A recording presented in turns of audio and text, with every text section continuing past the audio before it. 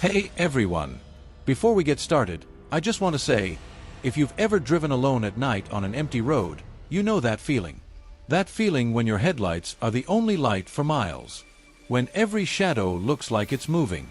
When you start wondering, what if something goes wrong out here? Tonight, I have 3 stories from people who experienced exactly that. These are real experiences from real people who were just trying to get home. But something happened on those dark roads. Something they'll never forget. So turn off your lights, put on your headphones, and whatever you do, don't look in your rearview mirror. Let's begin. Story 1. The Hitchhiker. This story comes from a guy named Marcus, who was 24 at the time. It happened about 3 years ago, during winter, on a road trip back from visiting his parents in rural Montana. Marcus had left later than he planned. It was already past midnight, and he still had about 2 hours of driving ahead of him. The highway he was on was one of those long, empty stretches. No streetlights, no gas stations, just snow-covered fields on both sides and the occasional patch of forest.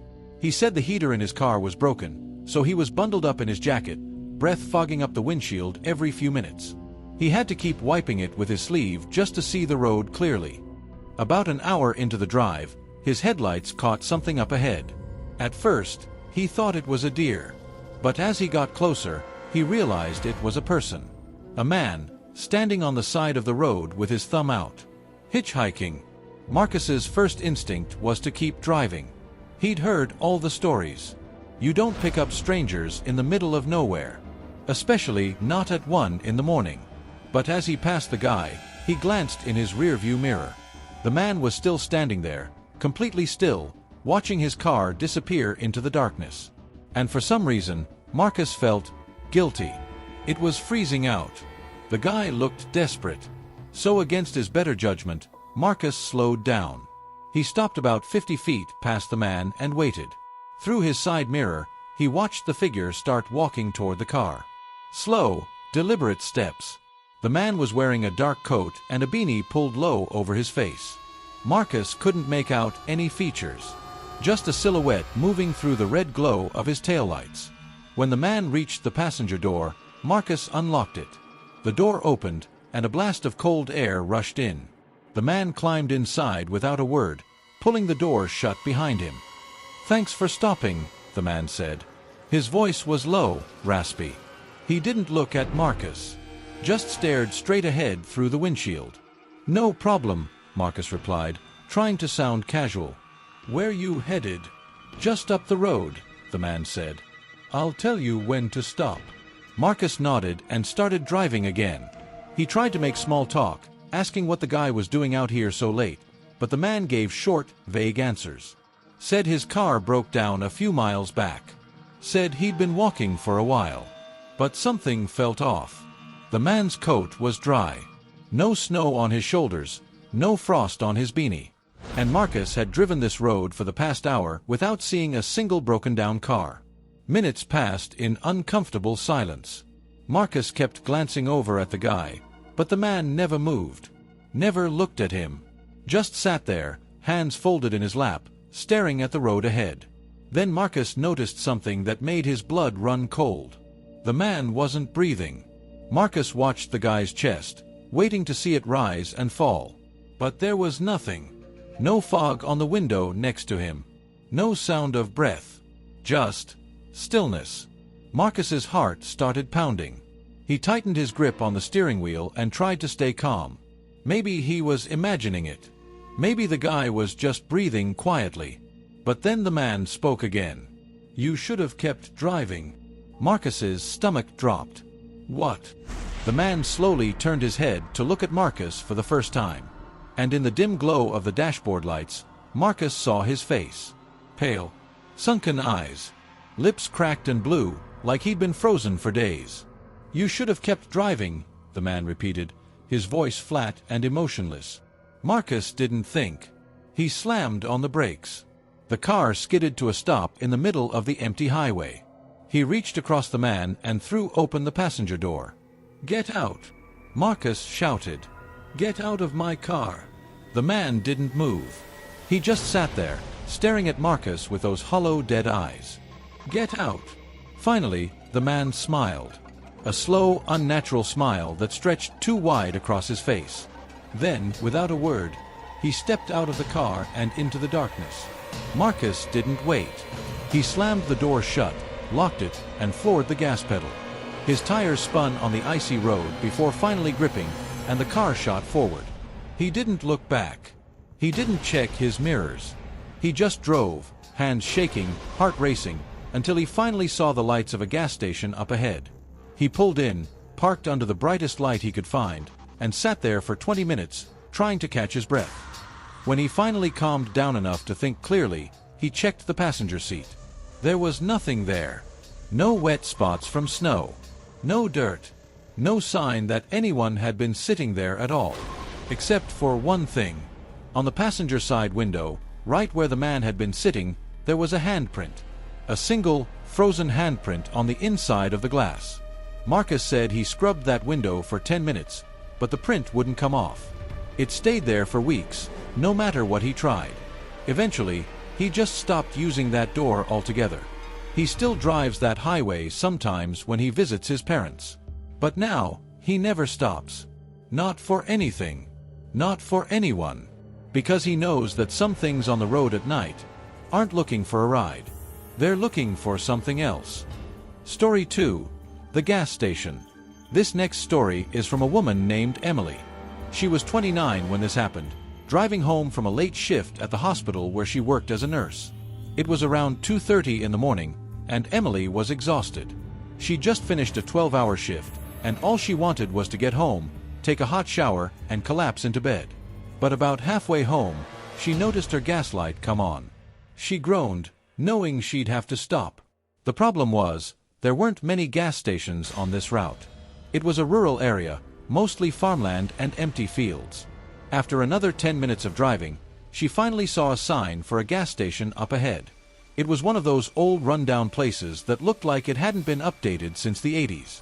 A single fluorescent light flickered above the pumps, casting everything in a sickly yellow glow. Emily pulled up to one of the pumps and turned off her engine. The place was completely deserted. No other cars.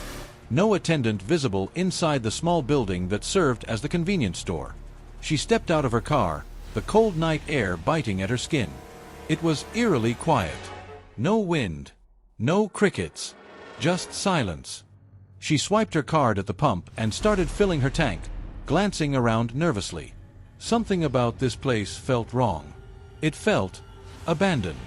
Like she was somewhere she wasn't supposed to be. As the gas pumped, Emily looked toward the store. Through the dirty windows, she could see rows of shelves inside, lit by the same flickering fluorescent lights. But she didn't see anyone. Then, movement caught her eye. There was someone inside. A man, standing at the far end of one of the aisles. He was facing away from her, completely still, just standing there. Emily watched him for a moment, waiting for him to move. But he didn't. He just stood there, motionless, like a mannequin. The gas pump clicked, signaling that her tank was full. Emily quickly put the nozzle back and closed her gas cap. She was about to get back in her car when she heard it. A tap on glass. She froze. It came from the store. Someone was tapping on the window.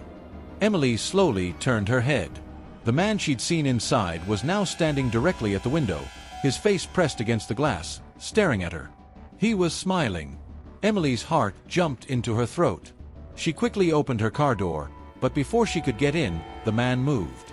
He started walking toward the store's entrance, his eyes never leaving her. Emily jumped into her car and locked the doors. She fumbled with her keys, her hands shaking, and finally started the engine. But before she could shift into drive, the man stepped outside. He stood in the doorway of the store, still smiling, still staring. Then he raised one hand and pointed at her. Not in a threatening way. Just pointed. Like he was singling her out. Emily didn't wait to see what he'd do next. She threw the car into gear and peeled out of the gas station, her tires screeching on the pavement. She glanced in her rearview mirror as she sped away. The man was still standing in the doorway, bathed in that sickly yellow light, watching her go. Emily drove for another 20 minutes before she felt safe enough to slow down. Her hands were still trembling, her heart still racing. When she finally got home, she locked every door and window in her house. She didn't sleep that night. She just sat on her couch, staring at the front door, replaying what had happened over and over in her mind. The next day, Emily told her co-worker about the gas station. She described the location, the old building, the flickering lights. Her co-worker went pale. "Emily," she said quietly, "that gas station closed down 5 years ago. There's nothing out there anymore." Emily insisted that couldn't be true. She'd been there. She'd pumped gas. She'd seen the man. So that night, on her way home from work, Emily drove back to the same spot. And when she got there was nothing. No gas station. No building. No pumps. Just an empty lot, overgrown with weeds, surrounded by a chain-link fence. Emily sat in her car, staring at the empty space, trying to make sense of what she was seeing. She'd been there. She knew she had. But there was no evidence. No trace that the gas station had ever existed. Except for one thing. When Emily checked her bank statement the next morning, there was a charge from the gas station. 2:30 a.m. The exact time she'd been there. But the name of the station on the receipt was one she'd never heard of.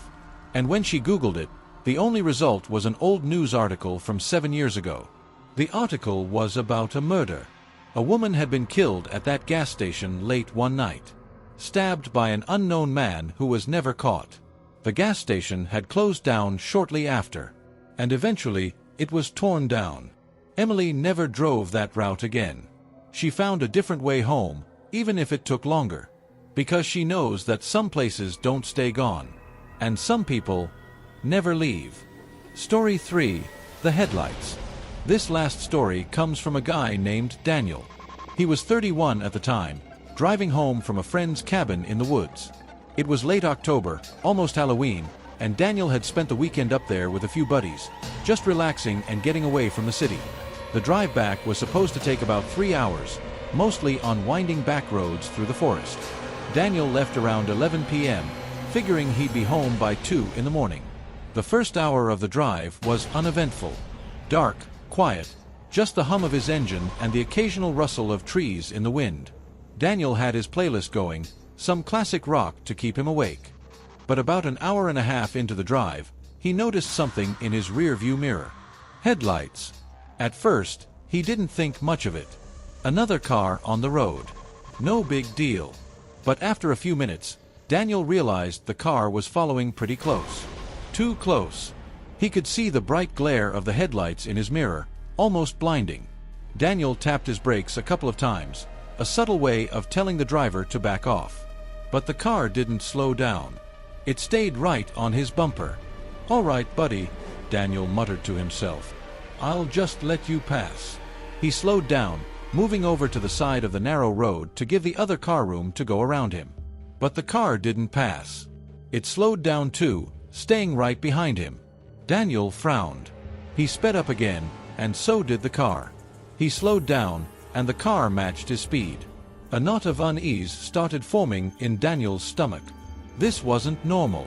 Whoever was driving that car was deliberately following him. Daniel tried to get a look at the vehicle, but the headlights were too bright. He couldn't make out the color, the model, or even how many people were inside. Just those two blinding lights, burning into his mirrors. He decided to test something.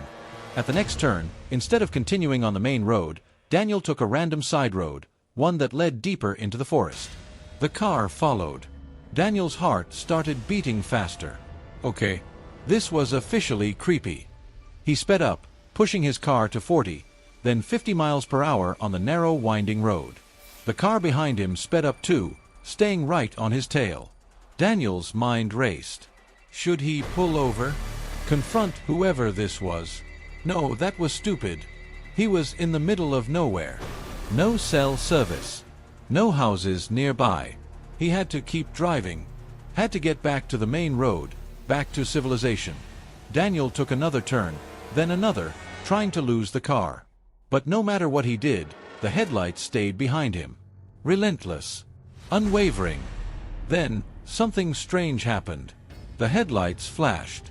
Once, twice, 3 times. Daniel's blood ran cold. It felt like a signal. Like whoever was back there was trying to communicate. He didn't want to know what they were trying to say. Daniel floored the gas pedal, his car surging forward.